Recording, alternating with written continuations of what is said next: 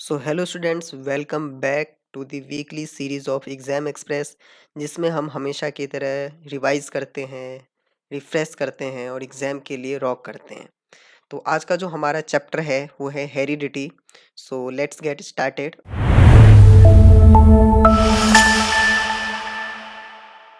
Gregor Johan Mendel heredity के बारे में। तो इनके अनुसार जो इनका जो इनहेरिटेंस के लॉ है, मेंडल्स लॉ ऑफ इनहेरिटेंस, वो है पहला law of independent assortment, law of dominance and law of segregation. तो चलिए अब वन बाय वन हम पढ़ेंगे। तो सबसे पहले हम पढ़ते हैं लॉ ऑफ इंडिपेंडेंट असॉर्टमेंट।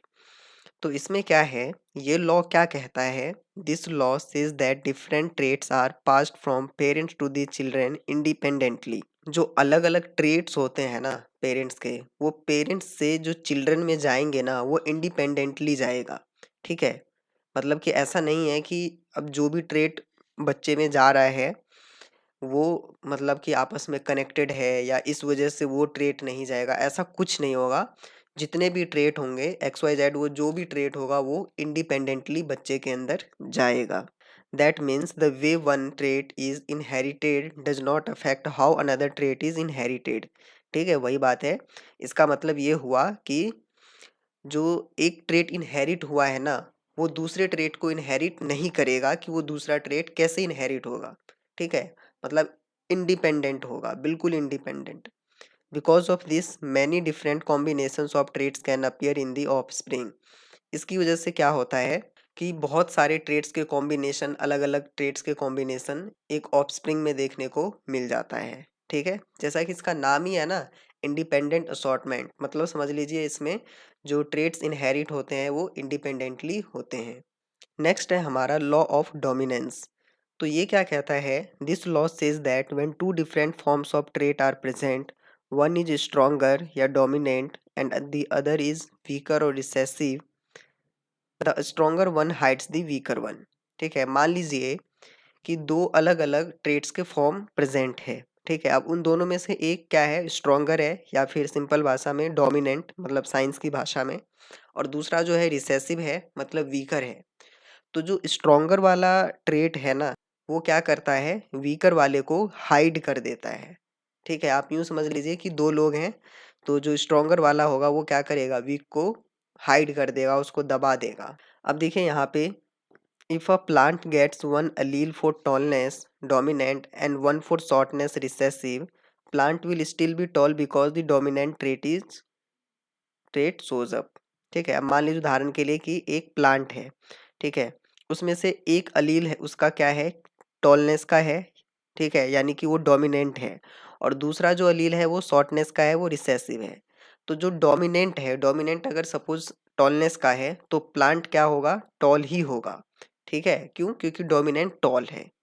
समझ रहे हैं आप? मतलब कि जिसके पास पावर है, जो स्ट्रांग है ना, वही उसी का ट्रेट देखने को मिलता है, सिंपल भाषा में। नेक्स्ट हमारा है लॉ ऑफ सेग्रीगेशन। ये क्या कहता है? This law states that every individual organism carries two allele for each trait which segregate during gamete formation. ठीक है, इसके अनुसार कि जितने भी इंडिविजुअल ऑर्गेनिज्म है ना, ठीक है, वो दो अलील कैरी करते हैं एक ट्रेट के लिए। ठीक है, एक ट्रेट के लिए दो अलील होते हैं। ठीक है, और ये जो दो अलील है, ये जब गैमेट फॉर्मेशन होता है ना, तब ये क्या होते हैं, अलग हो जाते हैं। सेग्रीगेट होने का मतलब अलग हो जाते हैं। ठीक है, as a result each gamete receives only one allele from each pair, और इसकी वजह से प्रत्येक गैमेट को सिर्फ एक अलील मिलता है। ठीक है, एक पेयर से। When fertilization occurs, the offspring inherit one allele from each parent restoring the pair. और जब फर्टिलाइजेशन होता है तो जो ऑफ स्प्रिंग होते हैं वो क्या इनहेरिट करते हैं, एक अलील प्रत्येक पेरेंट से। ठीक है, मतलब कि एक पेरेंट का मतलब कि जैसे अब मम्मी है तो एक अलील जो है मम्मी से आ गया, और दूसरा दूसरा अलील जो है वो फादर से आ गया। ठीक है, और इस वजह से फिर क्या हो जाता है, दोबारा से जो पेयर है वो रिस्टोर हो जाता है। क्योंकि शुरू में मैंने बताया ना यहाँ पे कि एक ट्रेट के दो अलील होते हैं, फिर जब गैमेट फॉर्मेशन होता है तो वो दोनों अलग हो जाते हैं। ठीक है, फिर जब फर्टिलाइजेशन होता है तो फिर वो दोनों फिर से आ जाते हैं, पेयर रिस्टोर हो जाता है। अब हम पढ़ते हैं वेरिएशंस। देखिए जैसा कि नाम है ना वेरिएशंस, चलिए डेफिनेशन देखते हैं। The differences in the characters और traits among the individuals of a species is called variation. तो देखिए वेरिएशंस क्या होता है कि मान लीजिए कि कोई स्पीसीज है, उसका एक इंडिविजुअल है। अब उसके अंदर जो ट्रेट्स है ना, उसके ट्रेट्स में जो डिफरेंसेस आएंगे, ठीक है, उसके ट्रेट्स में जो डिफरेंसेस होते रहते हैं, उसी को वेरिएशंस कहा जाता है। अब देखिए उदाहरण के लिए इससे आपको ज़्यादा क्लियर हो जाएगा। Human height is a trait which shows variation. ठीक है, ह्यूमन का जो हाइट है वो क्या है, एक ट्रेट है जो वेरिएशन को दिखाता है। This is because some people are very tall, some are less tall, some have medium height, some have short height, whereas others are very short। ठीक है, इसकी वजह से क्या होता है, कुछ ह्यूमन आपने देखा होगा, कुछ लोग बहुत लंबे होते हैं, कुछ थोड़े कम लंबे होते हैं, कुछ मीडियम हाइट के होते हैं, कुछ छोटे हाइट के होते हैं और कुछ बहुत ज़्यादा छोटे हाइट के होते हैं। तो अब यहाँ पे आपने देखा कि ये जो टॉल है या जो हाइट है, ये क्या है, एक ट्रेट है। अब इसी ट्रेट में देखिए कितने वेरिएशंस हैं, मतलब अब इंसान है जैसे, तो है तो ये एक ही स्पीसीज, ठीक है, और ये जो ट्रेट है, ये टॉलनेस वाला जो ट्रेट है, हाइट वाला, ये भी एक ही है, लेकिन इस ट्रेट में कितने वेरिएशंस हैं कि कोई लंबा है, कोई छोटा है, कोई बहुत ज़्यादा छोटा है। तो इसी चीज़ को वेरिएशंस कहा जाता है। नेक्स्ट हमारा टॉपिक है सेक्स डिटर्मिनेशन इन ह्यूमंस। ठीक है, कि ह्यूमंस के अंदर सेक्स डिटर्मिनेशन कैसे होता है। तो देखिए जो फीमेल्स होती हैं उसमें क्या होते हैं, 22 ऑटोसोम्स होते हैं और एक पेयर सेक्स क्रोमोसोम्स का होता है। एंड सिमिलरली जो मेल होते हैं उसमें भी 22 ऑटोसोम्स होते हैं और एक पेयर जो होता है वो सेक्स क्रोमोसोम का होता है। डिफरेंस इतना है कि जो फीमेल के अंदर सेक्स क्रोमोसोम का जो पेयर होता है उसमें पेयर एक्स एक्स का होता है और मेल के अंदर एक्स वाई का होता है।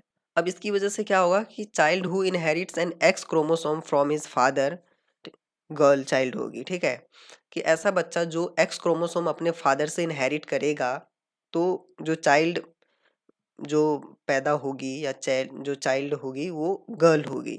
और child who inherits Y chromosomes from his father, तो बॉय होएगा। ठीक है, अब देखिए यहाँ पे आपको पता होना चाहिए कि गर्ल या बॉय कौन पैदा होएगा, इसमें सबसे बड़ा रोल जो होता है मेल्स का होता है, फादर का ही होता है, क्योंकि जो फीमेल्स होती हैं उनके पास तो ऑलरेडी जो क्रोमोसोम्स हैं वो एक्स एक्स का ही है और जो फादर है उनके पास अलग अलग है, एक्स भी है और वाई भी है। अब मदर के पास तो देखो सेम ही है ना, एक्स ही है, तो ये बस एक्स को इनहेरिट करेगी। अगर अगर जो फादर है उनका भी एक्स क्रोमोसोम ही आ गया तब तो लड़की होएगी। एंड सिमिलरली फिर से मदर एक्स ही करेगी और फादर अगर वाई कर देते हैं तो एक्स वाई हो गया। अगर एक्स वाई हो गया तो मतलब लड़का पैदा होएगा। तो आज के एग्जाम एक्सप्रेस की जर्नी में इतना ही एंड आई होप कि आपको ये चैप्टर रिवाइज हो गया होगा। फिर भी कोई डाउट रह जाते हैं, कोई क्वेश्चन रह जाता है तो आप नीचे कमेंट सेक्शन में कमेंट कर सकते हैं। Thank you, have a nice day.